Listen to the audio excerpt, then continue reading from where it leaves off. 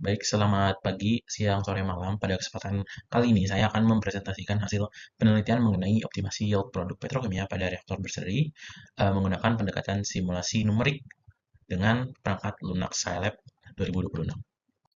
Untuk penelitian ini dilatar belakangi oleh karakteristik industri petrokimia yang mengubah bahan baku seperti nafta atau etana menjadi produk kimia dasar bernilai tinggi seperti etilena dan propilena melalui proses thermal cracking. Namun, pada proses ini menghadapi berbagai tantangan degradasi, di mana reaksi kimia tidak berhenti pada produk utama jika waktu tinggal atau residence time di dalam reaktor terlalu lama. Produk utama tersebut akan terdegradasi menjadi produk samping yang bernilai rendah seperti gas ringan, polimer, ataupun kokas. Oleh karena itu, penentuan waktu operasi yang optimum secara akurat sangat sangat dibutuhkan agar menghindari metode trial and error eksperimental yang beresiko dan berbiaya sangat tinggi. Pendekatan simulasi numerik menjadi solusi yang efektif, aman, dan efisien menggunakan perangkat lunak Scilab untuk menganalisis kinetika reaksi. Untuk tujuan penelitiannya, yang pertama menyusun model matematika berbasis persamaan diferensial untuk sistem reaksi berseri pada proses perangkatan reaktor petrokimia. Yang kedua, simulasi numerik di mana mensimulasikan perubahan konsentrasi setiap komponen baik reaktan produk utama maupun produk samping terhadap waktu menggunakan perangkat lunak Scilab. Yang ketiga, optimasi waktu menentukan waktu tinggal optimum atau T optimum untuk meminimalkan produk samping dan memperoleh yield maksimum dari produk utama. Sistem yang dikaji dalam penelitian ini adalah reaksi berseri order 1 dengan pola A menjadi B menjadi C, di mana A merepresentasikan bahan baku hidrokarbon dan B adalah produk utama yang diinginkan dan C adalah produk samping akibat degradasi. Pendekatan pseudo first order diterapkan untuk menyederhanakan kompleksitas sistem perangkatan ini.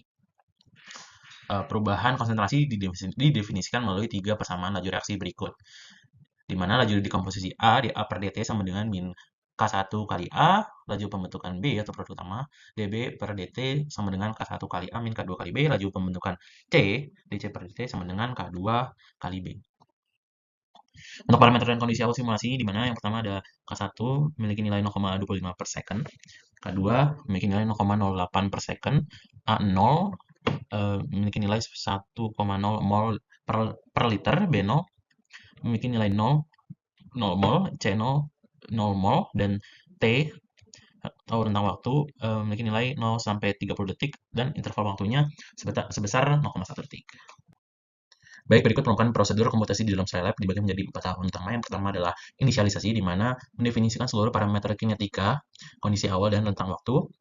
Yang kedua, penyusunan sistem PDB, di mana dengan membuat fungsi khusus reaksi TIY untuk neraca massa komponen. Yang ketiga, integrasi numerik, di mana dengan mengeksekusi solver matriks ODE untuk menghitung nilai konsentrasi secara iteratif. Yang keempat, pencarian titik optimum, di mana menggunakan fungsi max B untuk mengekstrak nilai yield tertinggi dan waktu tinggal optimum yang bersesuaian. Baik, untuk hasil simulasi numeriknya didapatkan yield maksimum produk B sebesar 62,11% dan waktu tinggal optimum sebesar 6,7 second. Di mana secara analitik waktu optimum ini dikonfirmasi melalui penyelesaian rumusan T optimum sama dengan ln K1 per K2 dibagi K1 min K2, di mana pada titik puncak 6,7 detik ini konsentrasi reaktan A sebesar 18,73%, sedangkan reaksi samping C sebesar 19,16%. Berikut merupakan grafik dari Scilab itu sendiri. Setelah kita simulasikan di Scilab, kita mendapatkan grafik berikut. Dapat dilihat dari grafik yang sudah sederhanakan kembali, di mana reaktan A atau garis merah menurun secara eksponensial seiring dengan terbentuknya produk utama B dan produk samping C. Titik krusial operasional didapatkan pada waktu tinggal optimum sebesar 6,7 detik, di mana produk utama B akumulasi tertinggi atau yield maksimum sebesar 62,1%,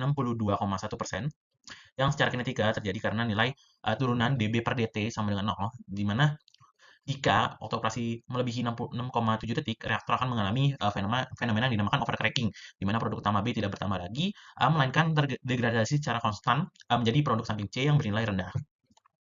Sebagai kesimpulan dari presentasi ini dapat dirangkum dari beberapa poin penting. Yang pertama, model matematika berbasis sistem (PDB) berhasil membuktikan bahwa akurasinya dalam mempresentasikan perilaku kinetika reaksi berseri. Yang kedua, simulasi numerik Scilab 2026 mengonfirmasi parameter operasi puncak dicapai pada yield produk B sebesar 62,1% dengan waktu tinggal optimum sebesar 6,7 detik.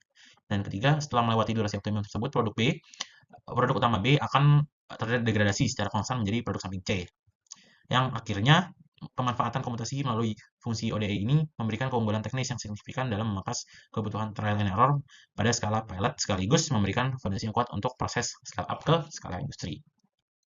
Baik, demikian presentasi yang dapat saya sampaikan. Kurang lebihnya mohon maaf. Wassalamualaikum warahmatullahi wabarakatuh.